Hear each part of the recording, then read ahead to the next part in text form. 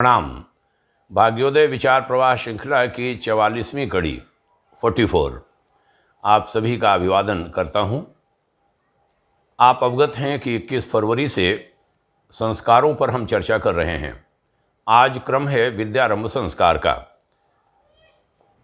विद्यारंभ संस्कार क्या है, क्यों आवश्यक है, उसका कर्मकांड क्या होता है, आदि आदि के विषय में मैं चर्चा करूंगा। प्रत्येक अभिभावक का यह कर्तव्य बनता है कि वह बच्चे को जन्म देने के साथ साथ उसके साथ आई हुई सभी जिम्मेदारियों का निर्वाह कुशलता से करे। भोजन, वस्त्र आदि सभी की ज़रूरत, जो शारीरिक ज़रूरतें होती हैं, वह पूरा करे और उसके बाद उसके शिक्षा दीक्षा का प्रबंध अवश्य करे।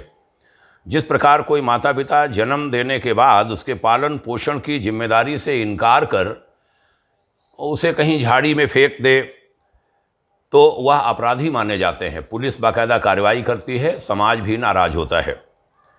ठीक उसी प्रकार जो लोग बच्चों की शिक्षा दीक्षा का प्रबंध न करके उन्हें मानसिक विकास और मानव जाति की संग्रहित ज्ञान संपत्ति का साझेदार करने से वंचित रहते हैं, वे भी उसी श्रेणी के अपराधी हैं जैसे कि बच्चों को भूखों मार डालने वाले।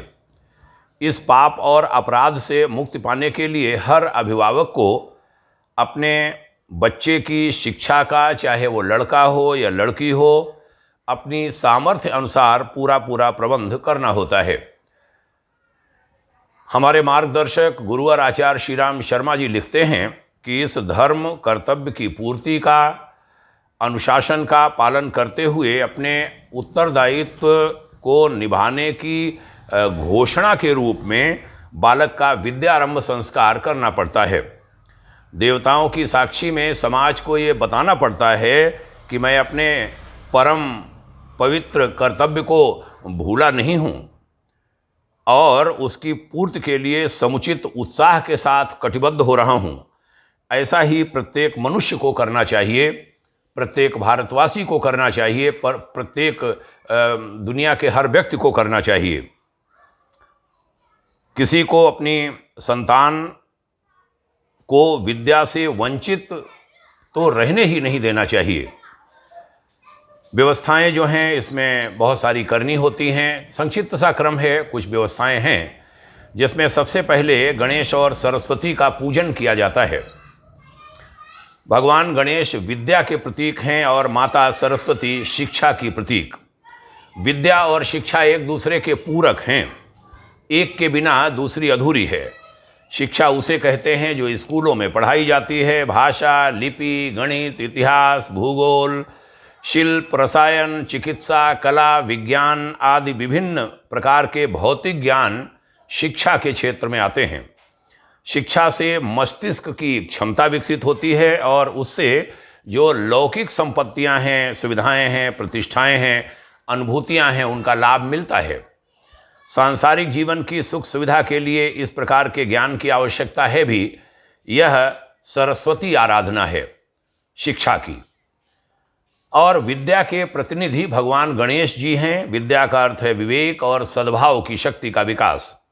सद्गुण इसी वर्ग में गिने जाते हैं। उचित और अनुचित का, कर्तव्य और अकर्तव्य का विवेक जो है वो विद्वानों को होता है।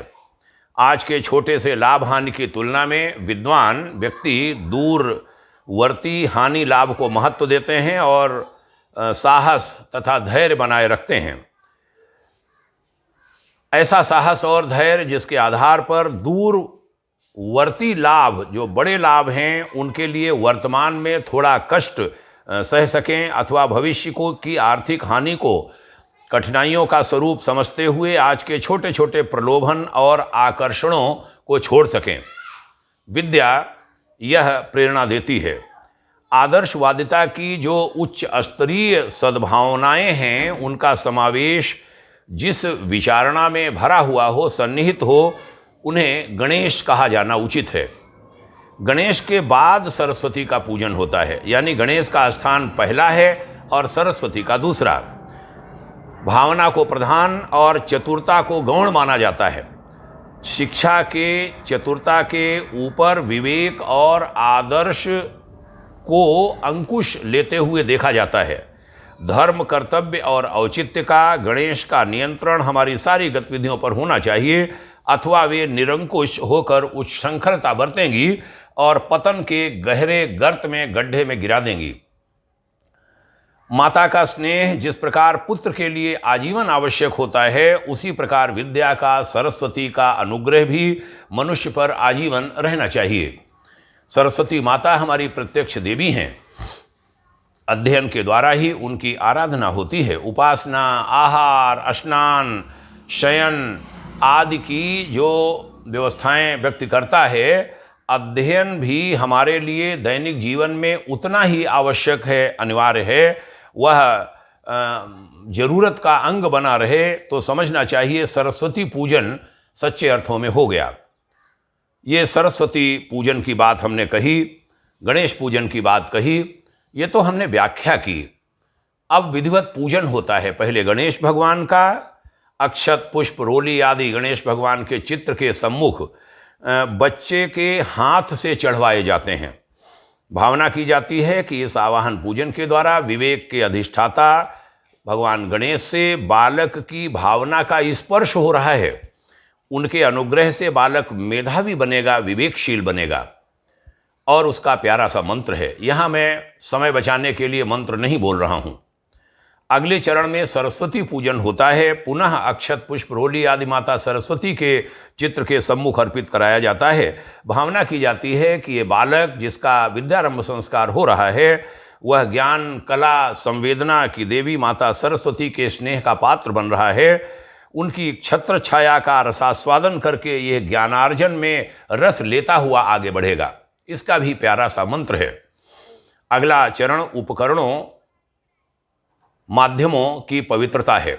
उपकरण, माध्यम यानी पढ़ाई में जो सहयोगी उपकरण इस्तेमाल होंगे, उसमें पेन है, कलम है, खड़िया है, दवात है, पट्टी है, इन सब चीज़ों का पूजन होता है।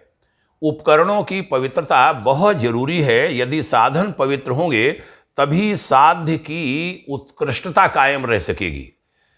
खराब साधनों का इस्तेमाल करके कोई बड़ा साध्य कभी पाया नहीं जा सकता। गलत उपायों से, दूषित उपकरणों से यदि कोई सफलता प्राप्त भी कर ली जाए तो उस सफलता का लाभ ज़्यादा नहीं होता, सुखप्रद नहीं होता। विद्यारंभ संस्कार का प्रयोजन यह है कि शिक्षार्थी का ध्यान विद्या की महत्ता की ओर खींचा जाए, उपकरणों की पवित्रता की ओर खींचा जाए। इस क्रम में पहले लेखनी पूजन होता है। विद्यारंभ करते हुए पहले कलम हाथ में लेनी पड़ती है। कलम की देवी धृति है और धृति का भाव है अभिरुचि, यानी विद्या प्राप्त करने वाले के अंतःकरण में यदि इसके लिए अभिरुचि होगी तो प्रगति के सारे साधन बनते चले जाएंगे।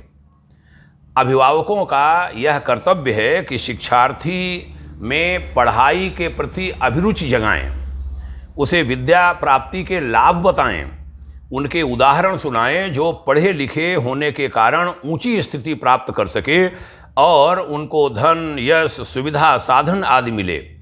साथ ही ऐसे उदाहरण भी सुनाएं जिनमें पारिवारिक सुख साधनों से संतुष्ट लड़कों ने, मानी संपन्न परिवार के लड़के लड़कियों ने पढ़ाई करने में उपेक्षा बरती और अंत में साधन जब उनके बिखर गए, उनके माता पिता आदि नहीं रहे, जब साधन बिखर गए तब उन्हें अशिक्षित और अविकसित व्यक्तित्व के आधार पर जीवन यापन करने में बहुत कठिनाइयां आईं और वह उन लोगों की अपेक्षा बहुत पिछड़ गए जो अपने समय में पढ़े थे। शिक्षा मनुष्यत्व का सम्मान है और अशिक्षित होना मनुष्यत्व का अपमान। यह बात भी विद्यार्थी के मस्तिष्क में बिठाई जानी चाहिए। जो बालक है उसके दिमाग में धीरे धीरे जैसे वो बड़ा होता रहे। इसका एक प्यारा सा मंत्र है लेखनी पूजन का। फिर दावात पूजन होता है। कलम का उपयोग दावात के द्वारा होता है। स्याही या खड़िया के सहारे ही कलम कुछ लिख पाती है, इसलिए कलम के बाद दावात के पूजन का नंबर आता है। दावात की अधिष्ठात्री देवी पुष्टि है। वहाँ कौन थी? कलम की देवी धृति थी और दावात की देवी है पुष्टि। पुष्टि का भाव है एकाग्रता। एकाग्रता से अध्ययन की प्रक्रिया गतिशील होती है।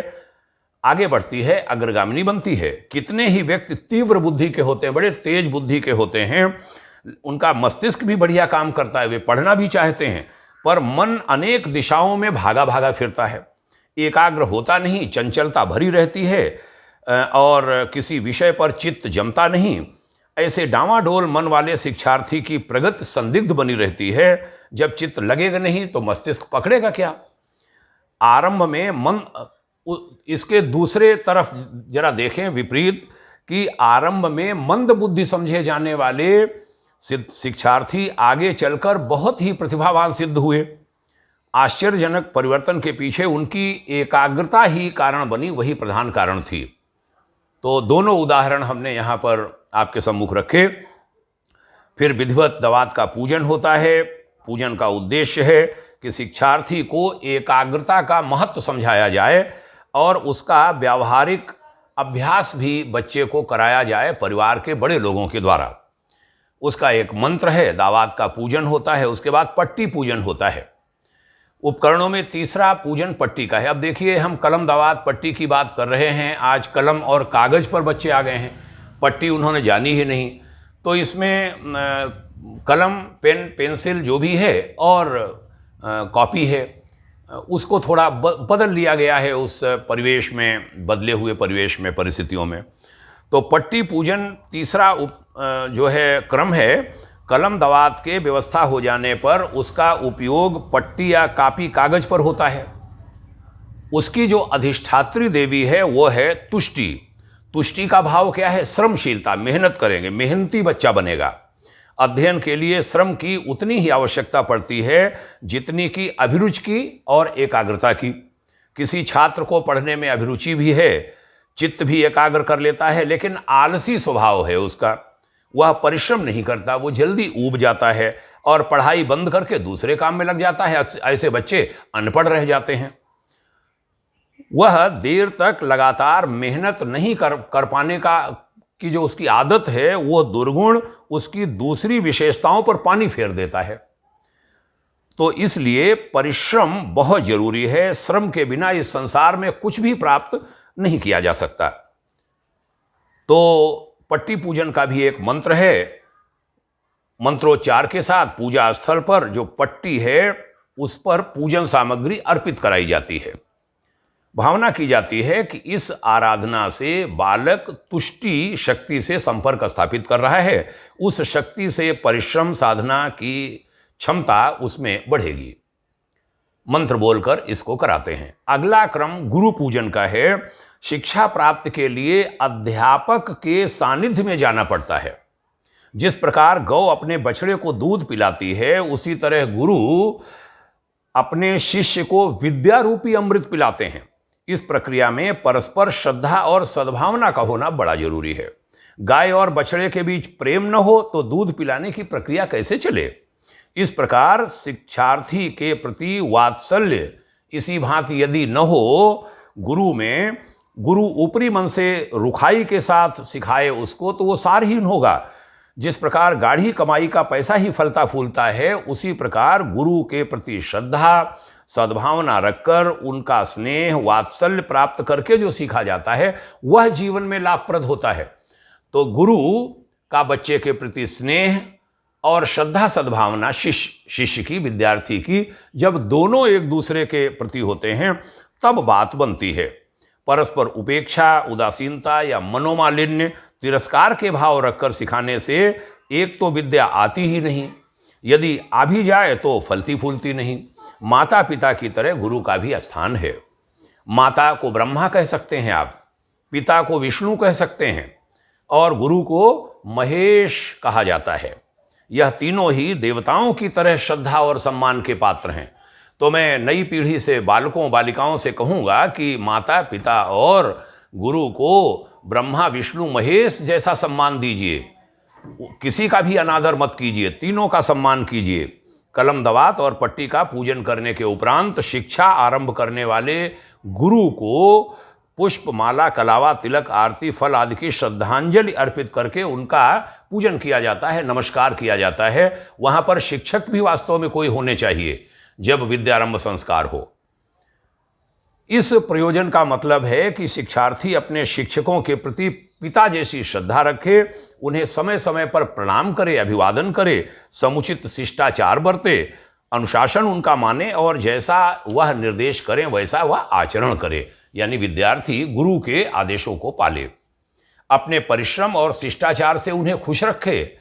और अध्यापक का भी कर्तव्य है कि वह शिक्षार्थी को अपने पुत्र की भांति समझे और उसे अक्षर ज्ञान ही नहीं, स्नेह, सद्भाव, वात्सल्य भी दे। प्यारा सा मंत्र है। गुरु का पूजन विद्यार्थी से कराया जाता है और भावना की जाती है कि इस श्रद्धा प्रक्रिया द्वारा बालक में वे सभी शिष्योचित गुण आ रहे हैं, विकसित हो रहे हैं, जिनके आधार पर शिष्य भी धन्य हो जाता है और गुरु भी।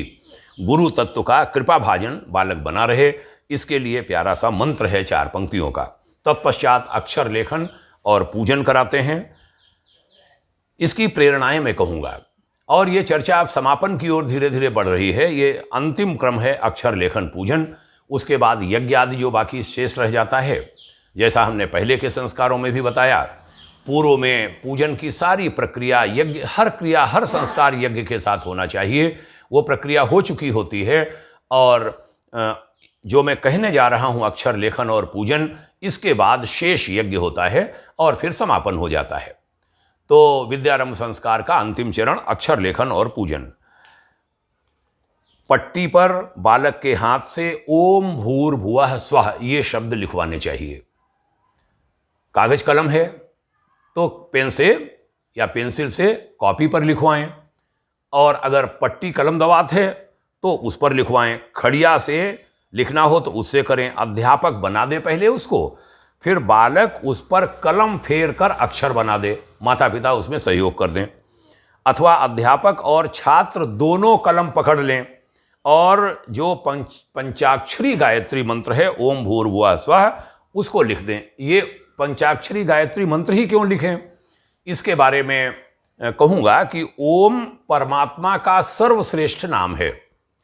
भूर्भुवः स्वः के यूँ अनेक प्रयोजनों के लिए अलग अलग विभिन्न अर्थ हैं, पर विद्यारंभ संस्कार में उनके गुण बोधक अर्थ की ही व्याख्या की जानी चाहिए। भू का तात्पर्य है श्रम, भुवः का संयम और स्वः का विवेक।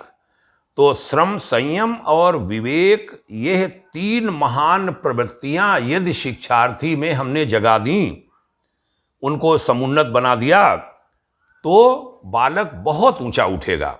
शिक्षित व्यक्ति यदि परिश्रमी, संयमी और विवेकवान है तो समझा जाना चाहिए उसका पढ़ना सार्थक हुआ। अन्यथा तो पढ़े लिखे गधे तो लगभग करोड़ों गली कूचों में भरे पड़े हैं। गुरुदेव ने बड़े कठोर शब्दों में ये बात कही थी, लिखा था। वे ज़्यादा से ज़्यादा पैसा कैसे बन जाए उसकी खुराफात में लगे रहते हैं, उसके आगे कुछ सोच ही नहीं पाते। विद्यारंभ करते हुए सबसे प्रथम ये 5 अक्षर इसीलिए लिखाए जाते हैं कि बालक ओम परमात्मा को अपनी मनोभूमि में सर्वोपरि स्थान दे, आस्तिक बने, ईश्वर से डरे, सदाचारी बने, निरालस्य कर्मरत रहे, माने आलसी न बने और कर्म में लगा रहे, संयम और व्यवस्था का कदम कदम पर ध्यान रखे, भ्रांतियों से बचे और विवेक को अपनाए और हंसते खेलते दूसरों को प्रसन्न रखते हुए जीवन व्यतीत करे। यह सार है पंचाक्षरी प्रशिक्षण का और शिक्षा के उद्देश्य का। विद्या उसी का नाम है जो मनुष्य के सद्गुणों को बढ़ाए। ओम भूर्भुवः स्वः का सर्वप्रथम लेखन विद्यारंभ संस्कार के समय इसीलिए इसी दृष्टि से कराया जाता है। ये जब लेखन कराते हैं तब भी मंत्र बोला जाता है और वो मंत्र मैं यहाँ पर पढ़ूंगा। प्रेरणा और क्या कहूँ इसके साथ, जो भावना छिपी है इस क्रिया में अक्षर लेखन पूजन में, वह यह है कि अक्षर लेखन यह बहुत पवित्र चीज है। जो पंचाक्षरी लिखा गया वह पूजा के योग्य है। इस लेखन के बाद अक्षत पुष्प से उसका पूजन होता है बाकायदा। हमने कहा अक्षर लेखन और पूजन, लेखन करा दिया, उसके बाद जब पूजन कराया जाता है तब यह मंत्र बोलते हैं। अक्षत पुष्प डलवाकर ये कहूँगा कि ज्ञान का उदय अंतःकरण में होता है, पर यदि उसकी अभिव्यक्ति करना ना आ पाए तो वो अनिष्ट हो जाता है। ज्ञान की प्रथम अभिव्यक्ति अक्षरों को पूजकर अभिव्यक्त की महत्ता और भाव साधना के प्रति उमंग पैदा की जा रही है, ऐसा भाव इस पूजन में है। मंत्र बोलता हूँ। ओम नमः शंभवाय च मयो भवाय च नमः शंकराय च मयस्कराय च नमः शिवाय च शिवतराय च। इसके बाद जो यज्ञ का शेष कर्मकांड है, अग्नि स्थापन से लेकर गायत्री महामंत्र की आहुति तक का क्रम चले और वह बालक बालिका जिसका संस्कार हुआ है वह भी उसमें शामिल रखा जाए। विशेष आहुतियाँ 5 होती हैं। वह मिष्ठान आदि मिलाकर समर्पित कराते हैं बच्चे का हाथ लगाकर, और उसका प्यारा सा मंत्र है। उस समय भावना की जाती है कि यज्ञीय ऊर्जा बालक बालिका के अंदर संस्कार द्वारा पड़े प्रभाव को और स्थिर बना रही है, बलिष्ठ बना रही है। बड़ा प्यारा सा भाव है। उसके बाद यज्ञ के शेष कर्म सब पूरे किए जाते हैं। आशीर्वचन, विसर्जन आदि के साथ समापन किया जाता है। और विसर्जन समापन के पहले बच्चे को माता पिता या उसके बाबा दादी की गोद में बिठाकर सभी लोग उसके ऊपर पुष्पों की वर्षा करते हैं। यज्ञ के आचार्य आशीर्वाद देते हैं और इस प्रकार विद्यारंभ संस्कार संपन्न होता है। बड़ा प्यारा सा क्रम हमने आपके सम्मुख रखा है। संस्कारों पर बड़ी अच्छी चर्चा चल रही है। इसको जो लोग सुन रहे हैं, लोगों को शेयर कर रहे हैं, बता रहे हैं, साझा कर रहे हैं। हम चाहेंगे कि ये चीज़ें हर परिवार तक पहुँचें, सभी को लाभ मिले। आपने यहाँ तक सुनने के लिए समय दिया, आभारी हूँ। बहुत बहुत धन्यवाद। आप सभी को प्रणाम। जय हिंद। ओम शांति।